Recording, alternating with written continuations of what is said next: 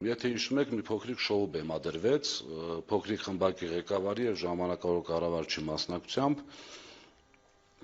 համար 1 մասնաշենքում զեկուցում էր հեծի հետ կապված այդ թեմաները եւ այնտեղ այսպիսի արտահայտություն եղավ, կարող ենք բառերը չեմ կարող հիշել, բայց միտքը հետեւյալն էր, որ կարող ենք ենթադրել, որ այդ համակարգը ջնջվել է ինչ որ բան թաքցնելու համար։ Այնտեղից պատասխանը հնչում, այո, կարող ենք։ Դատարանը ֆիքսեց, որ այդ համակարգը չի ջնջվել նախ առաջին հերթին, այսինքն չկա ապացույց, որ դա ջնջվել է, նախ դիտավորությունը բացառում է, եւ երկրորդը չի ուսումնասիրել ընդհանրապես արդյոք ջնջվել է կամ արդյոք վերականգնման ենթակա է, թե ոչ։ Դա մի սուտ, ուղղակի սուտ, բառից բուն իմաստով, թող դատի տան, թող հերքեն, չգիտեմ ինչ անեն։ Երկրորդ հանգամանքը հավելագրումների հետ կապված, երբ որ ճեպազրույցներից մեկի ժամանակ ասվեց մտել են 3 միլիոն մարդու գրպանը։ Դատարանը ասեց, որ սուտ եք խոսում։ Դատարանը իր որոշումով ասեց, այդ հայտարարողին համապատասխան անձին ասեց, դուք սուտ եք խոսում։ Դա չի հիմնավորվում որևիցե ձևով։ Եվ երրորդ շատ կարևոր հանգամանքը, եթե հիշում եք, փոքրիկ խմբակի շատ ներկայացուցիչներ ուղիղ հայտարարում էին, որ դաժ օրինակներով, չէ՞, հիշեք, այն ժողովուրդ ջան, այն հոսանքը, որ դուք գումարը տանում վճարում եք հոսանքի համար,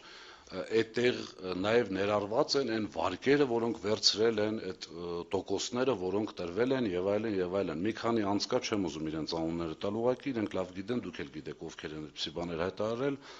եւ ՀՄԿ-ի եթերում, եւ ազգային ժողովում եւ այլն եւ այլն։ Հիմա հարց.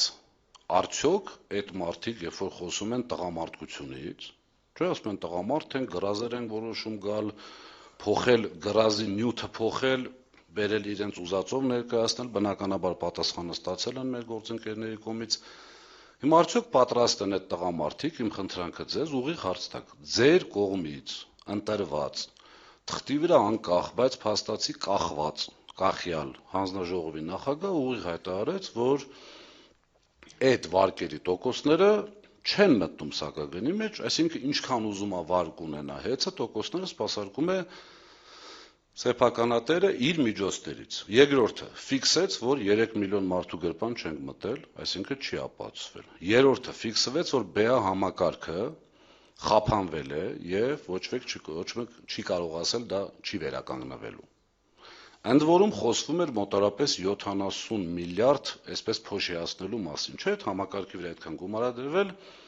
եւ եթե այդ համակարգը չի աշխատում, նշանակում է փոշիացվել է եւ այլն։ Հիմա արդյոք այդ մարդիկ պատրաստ են ներողություն խնդրել Սամվել Կարապետյանից, տղամարդավարի, չէ՞, որ տղամարդը սխալվում է, ենթադրվում է պետքա ներողություն խնդրել կարողանա։ Իմ խնդրանքը ձեզ լրագրողներ, խնդրում եմ ուղղակի հարցնեք, տղամարդավարի պատրաստ եք ներողություն խնդրել Սամվել Կարապետյանից։